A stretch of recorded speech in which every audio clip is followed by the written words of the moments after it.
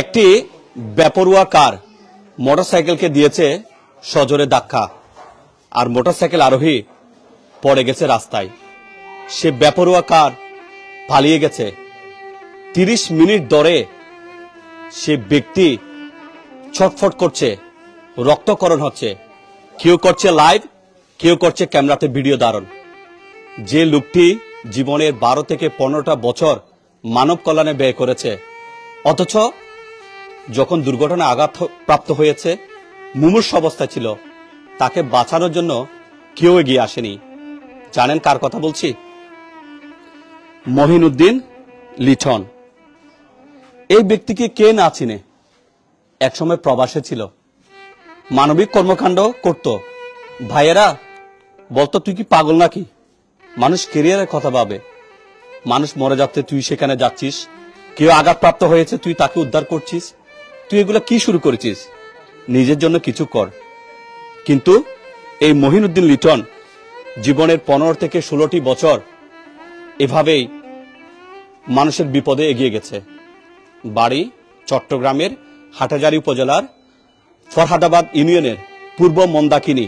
এখন আমি যে বাড়িতে আসছি, যে বাড়ির সামনে, এটা হচ্ছে যে বাদশা মিয়া ড্রাইভারের বাড়ি।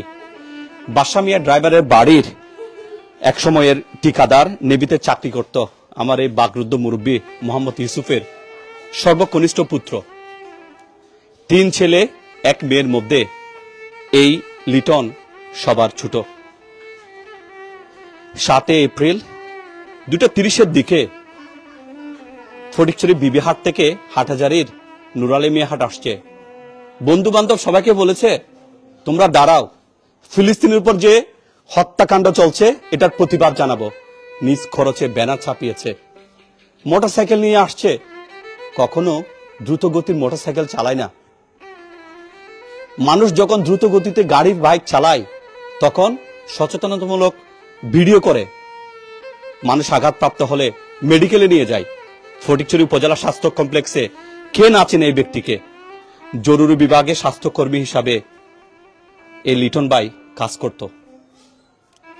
যে লিটন ভাই জীবনের 15টি বছর মানব কল্যাণে ব্যয় করেছে, 2017 সাল থেকে এভাবে স্বাস্থ্যকর্মী হিসাবে কাজ করছে, তাকে যখন ফটিকছড়ির একটি বেপরোয়া গতির কার সজোরে ধাক্কা দিয়ে ফেলে পালিয়ে গেছে, তখন মানুষগুলো নাকি শুধু ভিডিও করছিল। 200-300 মানুষ ছিল। ওই যে নাজিরহাট উপজেলা স্বাস্থ্য কমপ্লেক্সের 5 মিনিটের হাইওয়ে থানার পাশেই কাতরাচ্ছে ব্যক্তি। কোন একটা মানুষও নাকি তাকে উদ্ধার করে মেডিকেলে নেয় নাই। আর এই বদমাশ জাতির কিছু বদমাশ মানুষ তার মোবাইলটাও চুরি করে ফেলেছে। আজকে এই বাড়িতে শুনশান নীরবতা। ওখানে কালকে দাফন করার জন্য এখানে গোসল দেয়া হয়েছে। মন্দাকিনীতে এত বড় জানাজা হয়েছে কিনা জানি না, এত বেশি মানুষ জানাজা পড়ার জন্য আসছে যে একটা নয় 2টো জানাজার নামাজের ব্যবস্থা করতে হয়েছে। আজকে একটা মানুষ, টকবগে একটা তরুণ, স্পেনে যাওয়ার কথা ছিল, বোন সেখানে থাকে, যায়নি। সৌদি আরবে গিয়ে 2 বছর টিকে থাকতে পারে নাই, কারণ ওই কাজ ভালো লাগে না, মানুষের কাজ ভালো লাগে। অসংখ্য সংগঠনের সাথে, মানবতাবাদী সংগঠনের সাথে জড়িত ছিল এই লিটন। অথচ যে মানুষটা মানুষের সাথে ছিল, সে মানুষটাকে নাকি কেউ উদ্ধার করতে আসেনি। এরা সবাই বাকরুদ্ধ, এদের কারো মুখে কোনো ভাষা নেই। হয়তো আমি কথাগুলা খুব সহজে বলে যাচ্ছি, কিন্তু ওই দুঃখিনী মা ঘরে বসে বসে ছটফট করছে, বারবার মূর্ছা যাচ্ছে। এ বাবার আর কোনো ভাষা নেই, কারণ তার এই টকবগে ছেলেটা যে গতকালও ছিল 2:30 বাজে, সে আর বেঁচে নেই। দেখেন, যে কার চালক ধাক্কা দিয়ে ফেলে গেছে, কি নিষ্ঠুর চালক! সে থামেনি, সে পালিয়ে গেছে এবং জনতা তাকে আটক করে নিয়ে এসেছে। এমনকি মামলা করতে গিয়েও নাকি গলৎকর্ম হতে হয়েছে এই ফ্যামিলিকে। তো মামলা হয়েছে নাকি চালকের বিরুদ্ধে, আবার নাকি কাউকে ছেড়েও দিয়েছে। এ কথা তারা ক্ষোভ করে আমাকে বলছে। তারা আজকে বিচার চাইতে আসেনি, তারা আজকে একটা কথা বলছে যে আমাদের ভাই, মা বাবা বলছে আমাদের ছেলে, তার কি অপরাধ ছিল? ওখানে কি কোনো মানুষ ছিল না যে তাকে একটু উদ্ধার করবে, তাকে একটু বাঁচানোর জন্য মেডিকেলে নিয়ে যাবে? আজকে হাজার কোটি টাকা খরচ করেও কি এই লিটনকে কেউ ফিরিয়ে দিতে পারবে? এই মা বাবা তাদের ছেলেকে ফেরত পেতে চাই। এক ভাই ব্যাংকার, নাম সালাউদ্দিন, ইস্টার্ন ব্যাংক লিমিটেডের বহদ্দারহাটের ওখানে একটা শাখায় কর্মরত আছে। এক ভাই আলাউদ্দিন রাগে ক্ষোভে ক্যামেরার সামনে আসতে চাচ্ছে না। আর বোন বিলকিস হাজবেন্ড সহ স্পেনে থাকে। মাকে তো ঘরে আটকানো যাচ্ছে না, আর বাবাকে জুম করে দেখালে নির্বাক। কারো বলার কোনো ভাষা নেই। তাহলে এই যে মহাসড়কে বেপরোয়া গতিতে গাড়ি চালিয়ে মানুষ খুন করার প্রবণতাগুলো থামবে কখন? আমি ব্যাংকার ভাইয়ের কাছে জানতে চাইবো, এদের কোনো বলার আসলে ভাষা নেই, এটা কি বলবে? আসসালামু আলাইকুম রহমতুল্লাহ। আমি মোহাম্মদ সালাউদ্দিন মহিউদ্দিন লিটনের বড় ভাই। আসলে যে সময় আমি সংবাদটা শুনেছিলাম তখন আমি অফিসিয়াল কাজে ব্যস্ত ছিলাম। বিকাল 3টার দিকে আমি নিউজটা পাই। যদিও ওভাবে চিন্তা করিনি, কারণ আমার ভাই মোটরসাইকেলের শোরুম আছে বা সার্ভিসিং সেন্টার আছে, ভালো মোটরসাইকেল রাইড করে। মনে করেছিলাম হয়তো কোনো একটা অঙ্গ বা কোনো একটা হাত পা কোনো ভেঙে গেছে, কিন্তু ভাই যে এত বেশি ইনজুর্ড হয়ে আমাদের মাঝ থেকে চলে যাবে আমি আসলে আমরা কল্পনা করতে পারছি না। রাত্রে সবার শেষেও ঘরে আসে, মোটরসাইকেলের আওয়াজ যখন আসে, হর্ন যখন সবার কানে আসে, তখন মনে করা হয় আমার ভাই আসছে। তখন আমার ভাইয়ের নিজে তালা বদ্ধ করে আমাদের সবার শেষে ঘরে আসেও। আমার বাবাও প্রতিদিন আমার ভাইকে ঘরে যখন আসে প্রবেশ করে, তখন না হওয়া পর্যন্ত আমার বাবা অপেক্ষা করতে থাকে। এখন বলার কিছু নাই। আসলে আমার ছোট ভাই শুধু আমাদের ছোট্ট গণ্ডির মধ্যে আবদ্ধ ছিল না, তা আসলে আমার ছোট ভাইটা আমার ছোট ভাইয়ের যে যতটুকু আমাদের ছোট ভাইয়ের প্রতি দায়িত্ব, তার চেয়ে বেশি আন্তরিকতা, ভালোবাসা ও পাড়া প্রতিবেশীদের থেকে এই উত্তরাঞ্চল, হাটাদের উত্তরাঞ্চল, ফটিকছড়ি সব জায়গায় উনি ভালোবাসা কুড়িয়েছে। মানে ও অসংখ্য সংগঠনের সাথে জড়িত, বিশেষ করে মানবাধিকার কর্মী, তারপরে ইউনিসেফের একজন ভলেন্টিয়ার, তারপর রেস্কিউ সেন্টারের একজন কোঅর্ডিনেটর চিটাঙের। সব কিছু মিলেই মানবাধিকার কর্মী, মানব কল্যাণেই মানে যার রক্তের সাথে মিশে গেছে শুধু মানুষের কল্যাণ করা।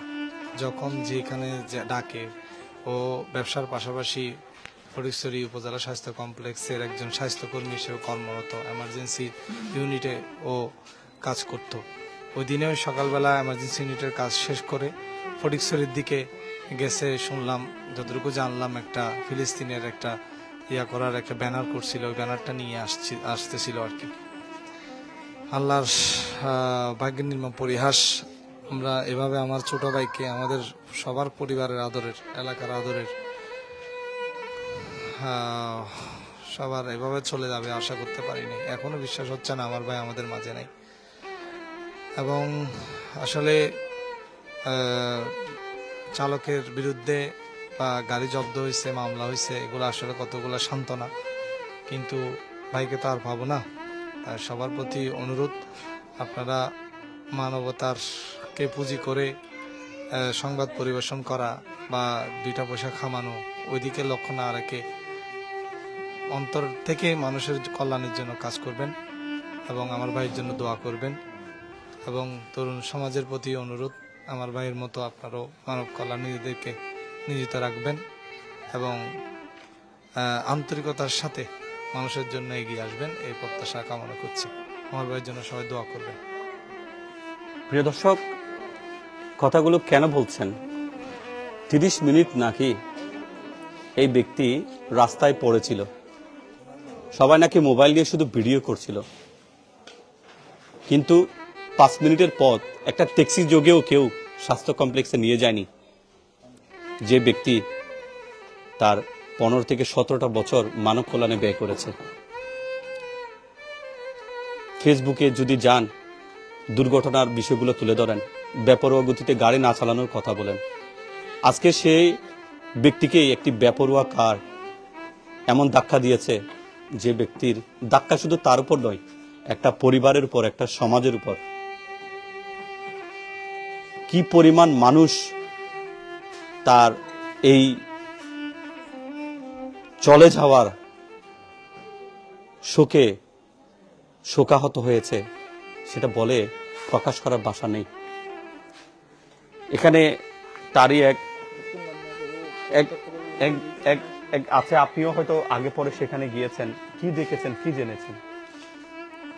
আসলে আমি খবর পেয়ে ওখানে নাজিরহাট ফটিকছড়ি কমপ্লেক্সে গিয়ে দেখি ওকে প্রাথমিক চিকিৎসা দিয়ে অ্যাম্বুলেন্সে করে শহরের দিকে রওনা দিয়েছেন। তখন আমরা অ্যাম্বুলেন্সে আমার বড় ভাই ওর আব্বু সহ আমরা কয়েকজন মিলে ওখানে গিয়ে মোটামুটি অবস্থা খুবই করুণ এবং ভয়াবহ ছিল। নেওয়ার পথে আমরা চৌধুরীহাট বা বালুচরের দিকে গিয়ে যখন দেখতে পারি ওর অবস্থা খুব পরিস্থিতি খারাপ, তখন আমরা চট্টগ্রাম মেডিকেল কলেজে না নিয়ে আমরা এবার কেয়ার হসপিটালের দিকে রওনা দিই। কারণ অক্সিজেন থেকে ওখানে যেতে আমাদের যে সময়টা ব্যয় হবে, নাজিরহাট আমরা চিটাং মেডিকেল যেতে এর থেকে অনেক বেশি সময় আমাদের লাগতে পারে। সেজন্য আমরা এবার কেয়ার যাই। ওখানে ইসিজি করার পর ডাক্তার আমাদেরকে নিশ্চিত করে যে ও আজ আমাদের মাঝে নেই। আসলে আমরা লিটন একজন সবসময় প্রতিবাদ ছিল ওর, নিরাপদ সড়ক চাই, হাটহাজারি থেকে ফটিকছড়ি পর্যন্ত 1 by 1 রাস্তা চাই, এটা ওর সবসময় স্লোগান ছিল। আসলে ও আজকে আমাদের মাঝে চলে গেছে আমাদের থেকে। বলতে হয় করুণ একটা পরিস্থিতি, যে মানুষগুলো আমরা চট্টগ্রাম হাটহাজারির দক্ষিণে বসবাস করি ফটিকছড়ির মধ্যে, এটা একটা খাগড়াছড়ির বিশাল গাড়ি বহনের রুট, ঢাকাগামী সোয়াবিল দিয়ে ঢাকা যাওয়া যায় এরকম একটা রাস্তায় যে 1 by 1 সড়ক নাই, যে মানুষগুলো সড়ক দুর্ঘটনায় মারা গেছে, আমি চিন্তা করলে আপনারা দেখতে পারবেন যে ওই মানুষগুলোকে যদি রাস্তার মাঝখানে খবর দেওয়া হতো, এতদিনে 1 by 1 রাস্তা হয়ে যেত। কিন্তু আমরা ব্যর্থ। এখানে আমরা জনগণ বলে আছি, দেশের নাগরিক বলে আছি, কিন্তু আমাদের কোনো নিরাপত্তা, আমাদের কোনো ভালোবাসা, আন্তরিকতা, কোনো রাজনীতিক বলেন অরাজনৈতিক বলেন, কোনো ব্যক্তিত্ব আমাদের এই হাটহাজারির দক্ষিণের মানুষের প্রতি সিম্পিতিটুকু কাজ করে না। তো এরপর থেকে আপনারা একটা কাজ করতে পারেন, যে মানুষগুলো সড়ক দুর্ঘটনায় মারা যায় সেই মানুষগুলোকে একটু কবর দেওয়ার ব্যবস্থা করে দিন, রাস্তার মাঝখানে একটু কবর দেওয়ার ব্যবস্থা করে দিন, দেখবেন যে 1 by 1 রাস্তা হয়ে গেছে আমাদের। আর বিশেষ করে আমাদের মাঝে একটা খুব মারাত্মক একটা রোগ তৈরি হয়েছে, সেটা হচ্ছে সস্তা জনপ্রিয়তা। ফেসবুকের লাইক কমেন্ট শেয়ারের বিউর একটা ভাইরাস আমাদের মাঝে আক্রমণ করেছে, যেটা করোনা থেকেও মারাত্মক আকার ধারণ করেছে আমাদের বাঙালির মাঝে। এই যে একটা সামান্য একটা ভিউ পাওয়ার জন্য, লাইক কমেন্ট শেয়ারের জন্য মানুষ মানবতাকে ভুলে যায়, এটা আমরা কল্পনা করতে পারি। যে মানবিক কাজে সব সময় নিয়োজিত ছিল, আমার ভাইয়ের ছেলে সব সময় মানবিক কাজে নিয়োজিত ছিল। নাজির ফটিকছড়ি স্বাস্থ্য কমপ্লেক্সে কোনো মানুষ গেলেও সেবা না দিয়ে শহরে নিয়ে যেতে হবে এরকম মানুষকে পর্যন্ত বড় বড় ডাক্তার দিয়ে নিজের পকেটের টাকা দিয়ে সেবা দিয়ে ওখান থেকে সুস্থ করে দিয়েছে। আমার আব্বুকেও ইঞ্জেকশন পুশ করেছে, একটা টাকাও নেয় নাই। 3 বার গিয়েছে আমার আব্বুকে সেবা দেওয়ার জন্য, এবং আমার ভাবিদেরকে ও যে সেবাগুলো দিয়েছে ওখানে যাওয়ার পরে আসলে কল্পনার বাইরে। একটা মানবিক ছেলেকে সামান্যতম, আমরা যে এই যে চট্টগ্রাম ভীষণকে দোষারোপ করি, আমি ওকে দোষারোপ করার আগে দোষারোপ করবো, ওখানে আরো 200-250 মানুষ ছিল, 200-250 মানুষ থেকে একজন মানুষও এগিয়ে আসে নাই ওকে একটু করে জীবনটা আছে কিনা দেখার জন্য, একটা মানুষও এগিয়ে আসে নাই। আমরা শুধু যে লাইভ দিছে তাকে দোষারোপ করতেছি, আসলে ওখানে 250 মানুষ ছিল, কেউ এগিয়ে আসে নাই। তো আমি এই সস্তা জনপ্রিয়তা থেকে বাংলাদেশের মানুষকে এই ভাইরাস থেকে বেরিয়ে আসার জন্য অনুরোধ করব, এবং আপনাদের বিবেককে জাগ্রত করেন। এরকম মানুষ হারিয়ে ফেললে, আমরা নক্ষত্রগুলো হারিয়ে ফেললে আমরা পাবো না। তাই সরকার প্রশাসন ডিসি মহোদয়ের কাছে অনুরোধ থাকবে আমাদের হাটহাজারী থেকে ফটিকছড়ি পর্যন্ত 1 বাই 1 একটা ডিভাইডার আপনারা যেভাবে হোক করেন। আর আপনারা সাংবাদিকরা যারা সাংবাদিকতা করেন আপনারা একটা স্মারকলিপি দেন কিভাবে এটা করা যায়, আপনারা একটু উদ্যোগ নেন।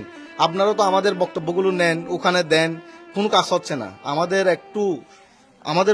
একটু সহানুভূতিটা দেখান আমাদের এদিকে। যার যায় সেই বুঝে, যার চলে যায় সে বুঝে যাওয়ার কষ্টটা কত যন্ত্রণার। আসলে এরকম একটা মানবিক নক্ষত্র আমরা আর পাবো না। প্রিয় দর্শক, বুঝতে পারছেন যে 250 থেকে 300 মানুষ ছিল, সবাই ভিডিওতে ব্যস্ত ছিল, কেউ উদ্ধার করে নিয়ে যায়নি। তবে হ্যাঁ, উদ্ধার করেছে, এটা ভুল যে করেনি বললে ভুল হবে, উদ্ধার করেছে। ওই যে মোবাইলটা উদ্ধার করে নিয়ে চলে গেছে, মোটর সাইকেলের ব্যাটারি শুদ্ধ চুরি করে নিয়ে গেছে। কত বদমাস এই মানুষগুলো। একটা মানুষ মরছে, রক্তক্ষরণ হচ্ছে, তার কাছ থেকে সুকৌশলে দামি মোবাইলটা নিয়ে গেছে, তার মোটর সাইকেলের ব্যাটারিটা নিয়ে গেছে। অন্দর দেশে চশমা বিক্রি যেরকম, এগুলা কাকে কি বলবেন। অবশ্যই যারা ওখানে ছিল, একটা কাজ করা যেত, দ্রুত মোটর সাইকেলের ছবি, তার একটা ছবি নিয়ে দ্রুত গাড়িতে তুলে দেন। হ্যাঁ, হয়তো আপনি বলেন যে এই ছবিটা দেখেন, এই গাড়িটা, লোকটাকে চিনি না, এটা মেডিকেলে গেছে, আপনারা ফটিকছড়ি স্বাস্থ্য কমপ্লেক্সে যান, হয়তো সেখান থেকে চিটাং মেডিকেলে পাঠিয়ে দেবে। ওনার পরিচিত কেউ থাকলে দ্রুত আসেন, আমরা ব্যবস্থা নিচ্ছি। কিন্তু ওই লোককে ওখানে রেখে আধা ঘন্টা বা 40 মিনিট মানুষগুলা যারা ভিডিও করেছেন, হয়তো আপনাদের সুবুদ্ধির উদয় হয়নি। আজকে এই ব্যক্তি অনেকগুলো কথা বলে গেছেন। যতগুলো মানুষ এখানে মরে গেছেন মানে মেরে ফেলা হয়েছে, মরে গেছেন বললে ভুল হবে, মেরে ফেলা হয়েছে। ওনাদের কবরগুলো যদি সড়কের মাঝামাঝি 30 ফিট অন্তর করে করে দিত, হাটাজারি বাস স্ট্যান্ড থেকে আপনার ফটিকছড়ি পর্যন্ত এখানে একটা ডিভাইডার হয়ে যেত। কারণ মানুষ তো কবরস্থানকে সম্মান করে হয়তো গাড়ি চালাতো না। এখন তো আর নেই। এদিকে এক ভাই আছে, আসলে শুধু একটু বলবো আর কি। পরিবারে তো মায়ের অবস্থা শুনলাম, বাবা তো নির্বাক, আপনার ছোট ভাই শুনছিলাম স্পেনে যেতে চেয়েছিল কিন্তু ফিরে যাওয়ার জন্য রাজি না, প্রবাস থেকে চলেছে, মানুষের জন্য কাজ করেছে। আজকে আপনার বাড়িটাই নেই। আমাদের বলতে গেলে আমাদের সবার অত্যন্ত আদরের ছোট ভাই আর কি। ওকে যেহেতু ছোট ছিল, আমরা মানে খুব একটা শাসন করতাম না। ও সারাক্ষণ, আর ওর ফ্যামিলির কোনো বার্ডেন ছিল না। ও যা ইনকাম করতো, ওর মোটর সাইকেলের শোরুম আছে ইয়ামাহার, তারপর হচ্ছে মাছের প্রজেক্ট আছে বিভিন্ন জায়গায়, ব্যবসা বাণিজ্য আছে। পাশাপাশি সে মানব সেবার জন্য হাসপাতালে যে চাকরিটা করতো, এটা সে টাকার জন্য না। ওইখানে মনে হয় সরকারি মানে স্যালারিটা একদম অল্প। আমরা তাকে অনেক মানা করছি। একবার আমার আব্বা জোর করে ওকে আমরা সবাই বুঝাই, ওইখান থেকে মানে হাসপাতালের ওই চাকরির থেকে ওকে, আমার আব্বা বলছে এটা কোনো পরিচয় দিতে পারবো আমি তোর, ওইটার থেকে ওকে আমরা নিয়ে আসছি। কিন্তু সে ওই যে মানুষের, সে যে মাঝে মাঝে ফেসবুকে ছবি দিত রক্তাক্ত মানুষের সেলাই করতেছে, এগুলো আমি নিজেই দেখতে পারতাম না। ওকে আমরা মানা করতাম, কিন্তু ও যে ওই কাজগুলাই করতে সে ভালোবাসতো, তাই সে মানে ওই চাকরি ওইটা সে ছাড়ে না, ওই কাজটা সে ছাড়ে না।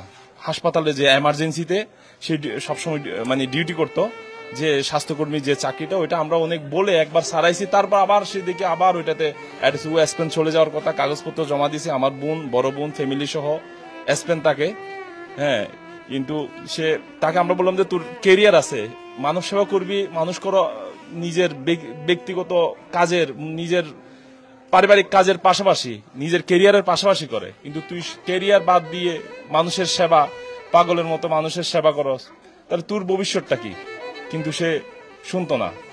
সে আমার অনেকজন আমাকে রাত্রে ফোন করতেছে, যে বিদেশ থেকে ফোন করে কান্না করে। আমার এক বন্ধু আমাকে, আমার এক না একাধিক বন্ধু বলতেছে ওর সাথে আমার কোনো রক্তের সম্পর্ক নাই, কিন্তু আমি আজকে সকাল থেকে আমি ওর জন্য এখানে আমি কোনো কাজ করতে পারতেছি না, কান্না করতেছি শুধু।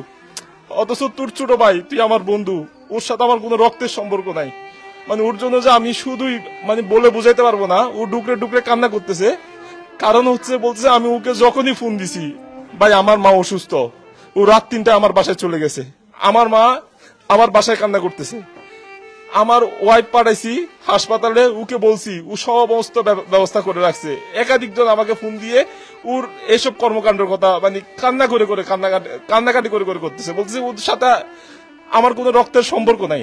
কিন্তু কালকে জয়নাল মুহুরী ডাক্তার নাজিরহাট হাসপাতালের চিকিৎসক, সিনিয়র চিকিৎসক, উনি বলতেছে আমি আমার মায়ের পরে কারোর জন্য যদি কান্না করে থাকি এত বেশি, সেটা হচ্ছে যে মানে ও অ্যাসিস্ট্যান্ট ছিল জয়নাল মুহুরীর, আমার এই ছোট ভাইয়ের জন্য। মানে এরকম অবস্থা। আমার খুব আফসোস লাগছে হচ্ছে যে আমার যে ভাইটা, আমি যখন বাড়িতে আসতেছিলাম ঢাকার থেকে অ্যাক্সিডেন্টের খবর শুনে, আমি মনে মনে চিন্তা করলাম যে আসলে অ্যাক্সিডেন্ট রাস্তাঘাটে সেটা খুব স্বাভাবিক বিষয়। আমার ভাই যদি চলে যায়, যেহেতু চলে গেছে, কিছুই তো করার না, ড্রাইভারকে আমি ক্ষমা করে দিব, ক্ষমা হচ্ছে মহত্বের লক্ষণ। হ্যাঁ, কিন্তু আমি যখন দেখলাম যে আমার ভাইটা তার সমস্ত চিন্তা চেতনায় শুধু মানবতাটা লালন করত, মানব সেবায় নিজেকে উৎসর্গ করছে, ওই ভাইটা 30 থেকে 40 মিনিট বিনা চিকিৎসায় রাস্তার মধ্যে উপর হয়ে পড়েছিল। কোন ব্যক্তি যায় আমার ভাইটাকে ধরে দেয়। আমি এই জিনিসটা মেনে নিতে পারতেছি না। মানে আমার সব সময় চোখে শুধু যে উপর হয়ে শুয়ে আছে রাস্তার মাঝখানে, আমার চোখে শুধু ওই জিনিসটা বাঁচতেছে। আমি তারপর আরেকটা দুঃখের বিষয় হচ্ছে যে পরে যখন শুনলাম যে গাড়িটা অ্যাক্সিডেন্ট করছে, ওইটাতে মালিক বসা ছিল। মালিক হচ্ছে যে শুনলাম যে মালিকের যিনি উনার বড় ভাই মারা গেছে, বড় ভাইকে দেখতে যাচ্ছে। তাহলে অবশ্যই স্বাভাবিকভাবে উনি বেপরোয়াভাবে দ্রুত চালাই যাচ্ছে, কমন সেন্স তো ওইটাই বলে। কিন্তু উনি অ্যাক্সিডেন্ট করার পরে ওনার ওইখান থেকে ওনার গাড়িতে করে ওকে হাসপাতালে নিতে লাগবে 2 মিনিট। পাশে হচ্ছে যে হাইওয়ে পুলিশের, নাজিরহাট হাইওয়ে পুলিশের আপনার থানা, যদি থানায় যদি বলে, তাহলে থানায় যদি খবর দেয়, হাসপাতালে না নিল থানায় যদি খবর দেয়, থানার থেকে পুলিশ এসে নিয়ে যাচ্ছে। এইটুকু কাজ করে না, তারা পালাই গেছে গাড়ি নিয়ে। এবং থানায় জনগণ আবার ওদেরকে ফটিকছড়িতে আটক করছে। ফটিকছড়িতে আটক করার পরে যে গাড়ির মালিক ছিল, গাড়ির মালিক বলতে মানে বাংলাদেশ সড়ক আইন অনুযায়ী আর কি, আর আইন অনুযায়ী আসলে ফাঁক ফুকর বলতে হয় এটা কিন্তু একটা হত্যাকাণ্ড। উনি যদি ওইখান থেকে হাসপাতালে নিয়ে যাইতো, তাহলে কিন্তু আমার ভাইটা হয়তো বেঁচে যাইতো, অ্যাটলিস্ট হায়াত না থাকলে চিকিৎসাটা পাইতো, আমরা মনকে সান্ত্বনা দিতে পারতাম। উনি সেটা না করে, মালিক স্টিল বসা ছিল গাড়িতে, দুইজনে মিলে পালাই যাচ্ছে। শেষে ফটিকছড়ি বাজারে জনতা ওদেরকে মানে ধাওয়া দিয়ে ধরে, সাথে সাথে ওইখানে আবার পুলিশ সেভ করে ওদেরকে আটক করছে। কিন্তু রাত্রে গাড়ির মালিক বলতে কাগজ, আমি যখন বললাম যে গাড়ির মালিক তো যেহেতু আছে, তাহলে সে তো মার্ডারার, সে তো মামলায় হওয়ার কথা। কিন্তু পরবর্তীতে জানলাম হচ্ছে যে আমি পুলিশ থেকে যে আমাকে জানাইলো যে গাড়ির কাগজপত্র হচ্ছে বউয়ের নামে। তাহলে তো উনি স্বাভাবিকভাবে, যাতে যে আইনের ফাঁক ফুকর। আমরা কিন্তু 2018 সালে আমি নিরাপদ সড়ক আন্দোলন ছিলাম। আমি তখন ইউনিভার্সিটিতে পড়তাম, নিরাপদ সড়ক আন্দোলনে ছিলাম 2018 সালে চিটাং শহরে। তো এই যে এখনো এত বলার পরে দেশে এত সংস্কার হচ্ছে, কিছু হচ্ছে আপনার পলিটিক্যাল সিন্ডিকেট ছিল, যারা এই যে পরিবহন শ্রমিককে নিয়ন্ত্রণ করে, যাদেরকে ব্যবহার করে, এদের চাপের কারণে যে আইনটা সংশোধন করছে, নিরাপদ সড়ক আইনটা সংশোধন করছে, এই যে ফাঁক ফুকর তৈরি করে রাখছে আমার ভাই। অথচ এটা একটা মার্ডার বলতে গেলে। এটার আপনি যদি দেখেন যে একটা সিম্পল, এটার একটা মানে শাস্তিটা হচ্ছে একদম সিম্পল। আমি দেখলাম যে দ্বারাই মামলা দিছে, ওইটার শাস্তি হচ্ছে যে আপনার সর্বোচ্চ শাস্তি হচ্ছে 5 বছরের কারাদণ্ড। তো একজন মানুষ মার্ডার করার পরে এমনি সামান্য টাচ করলে, আঘাত করলেও 7 বছরের কারাদণ্ড আছে। কিন্তু এটা হচ্ছে যে 5 বছরের কারাদণ্ড। এটা এই যে সংস্কার বলতেছেন, দেশে সংস্কারটা হচ্ছে কোথায়? দেশে মানুষের যে মৌলিক অধিকার, নিরাপদভাবে যে দেশে নিরাপত্তার অধিকার, এগুলা আপনার প্রতিষ্ঠিত করার জন্য তো এই আসল জায়গা হচ্ছে যে এই জিনিসগুলা, মানুষের মৌলিক চাহিদার এই জিনিসগুলাতে সংস্কারে হাত দেয়া। আমি অবশ্যই আশা করব যথাযথ কর্তৃপক্ষের কাছে, যাতে এই যে সড়ক দুর্ঘটনা, যে সড়ক আইনটা সংশোধন করে সংস্কার করার জন্য, এবং পূর্বের যে ছিল যে সড়ক আইনে যে ছিল যে ড্রাইভারদের সর্বোচ্চ শাস্তি মৃত্যুদণ্ড, ওইটা যাতে আবার বহাল করে। যেটা হচ্ছে যে সাবেক আপনার ইয়াদের চাপে যে শ্রমিক নেতা ছিল আপনার তখনকার মন্ত্রী শাহজাহান গংদের যে চাপে যে আইনটা সংশোধন করছিল, আমি কর্তৃপক্ষের কাছে আশা করবো যে ওইটা যাতে বহাল রাখে।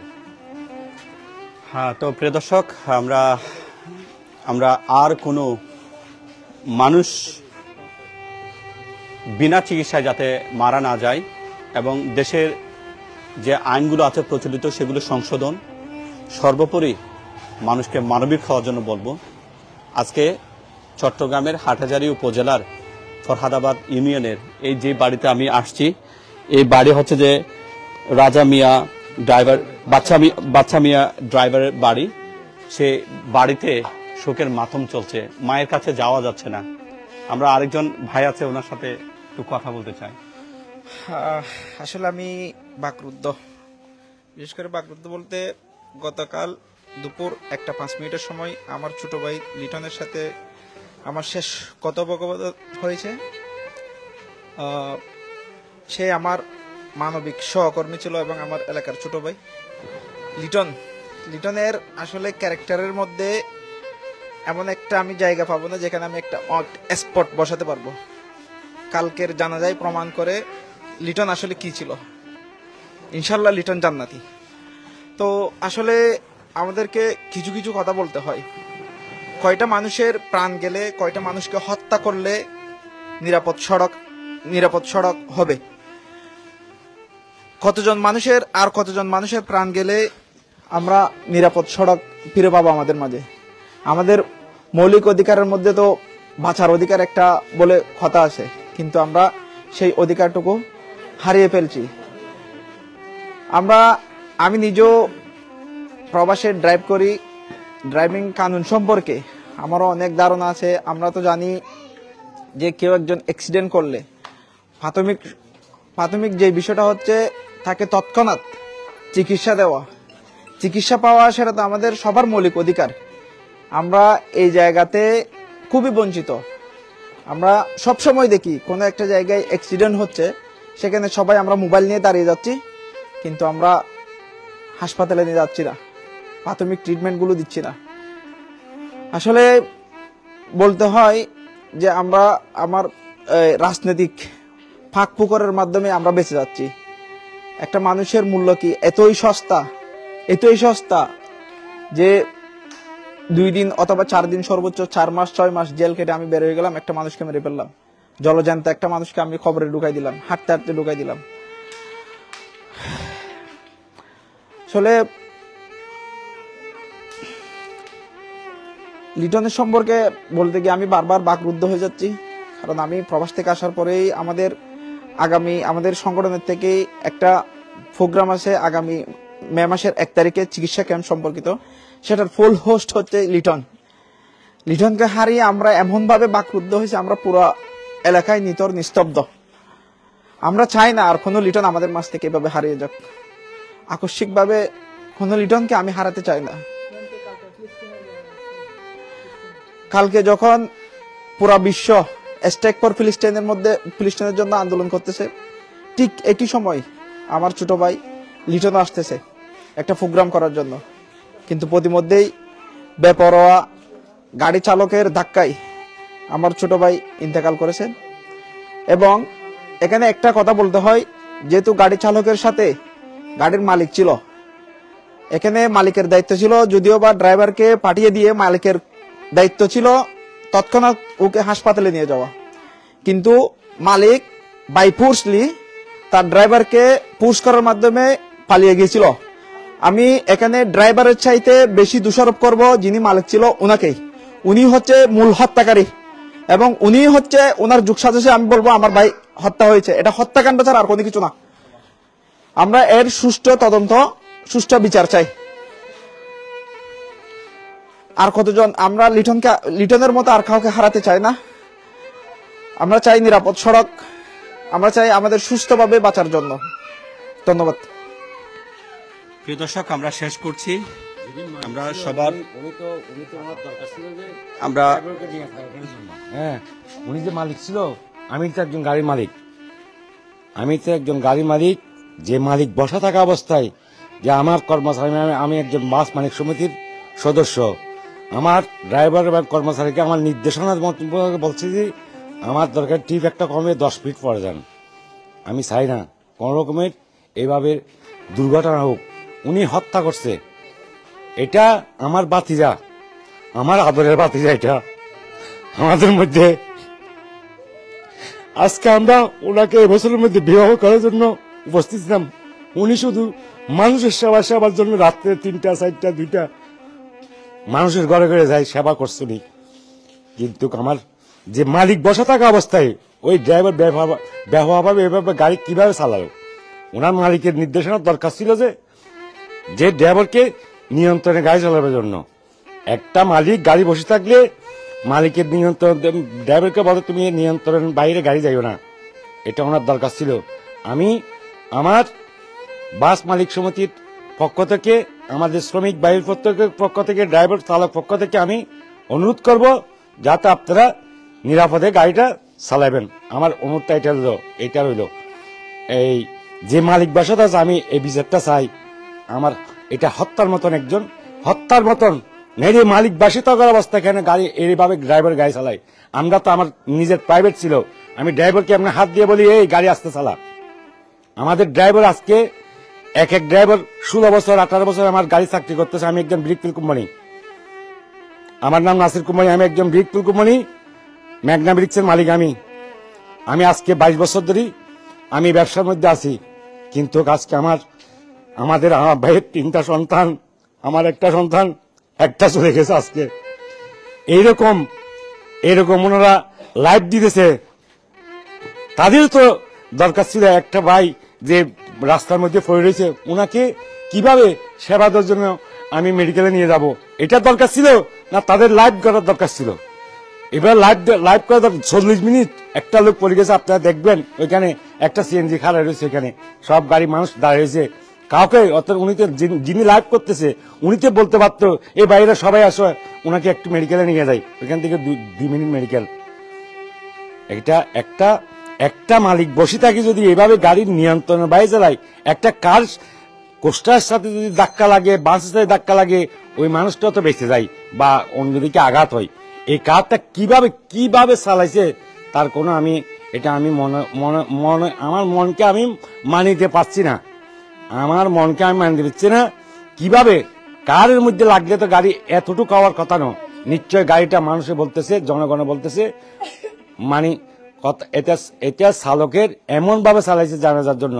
আর আমার বাড়িতে যা ছিল এক সাইডে আর গাড়িটা ছিল ওই সাইডে, ওই রাউন্ড সাইডে কেন যায় ওই ওনাকে আঘাত করলো। নিশ্চয়ই এটা হত্যার মতন আমি মনে করি, এটা হত্যা করছে। আসসালামু আলাইকুম।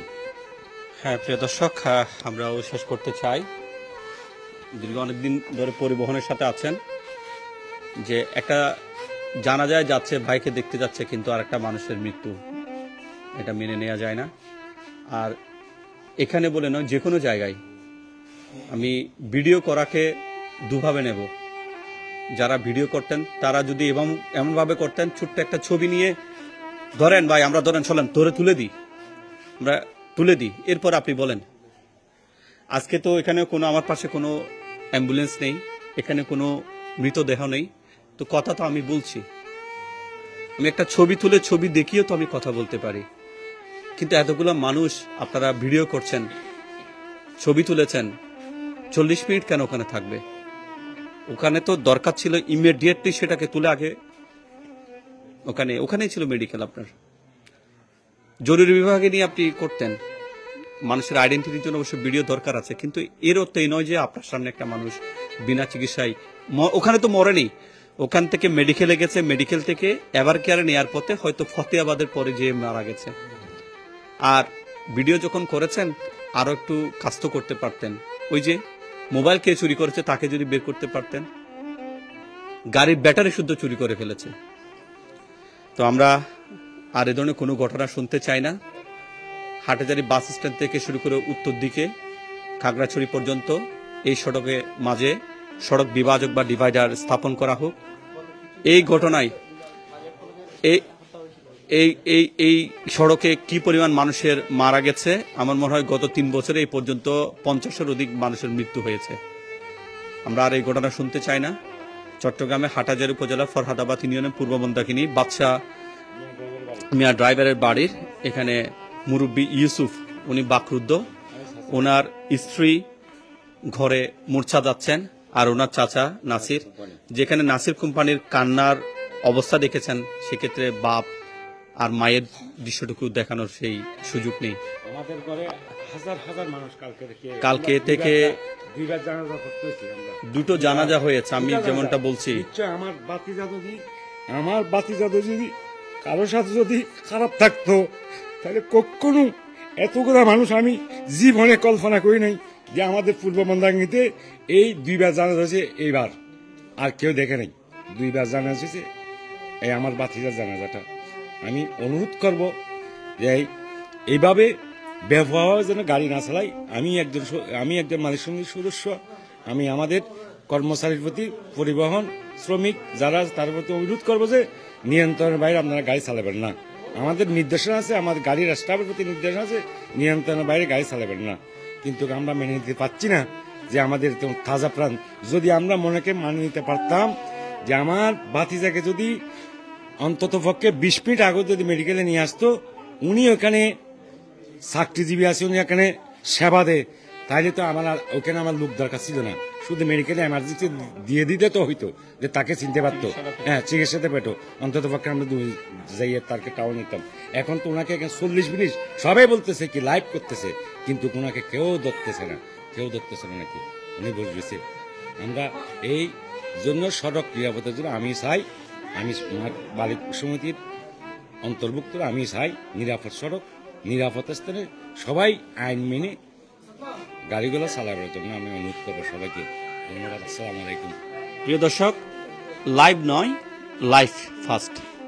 লাইভের আগে জীবন বাঁচানোর জন্য কাজ করবেন, এই হচ্ছে বার্তা। ভালো থাকুন, সুস্থ থাকুন।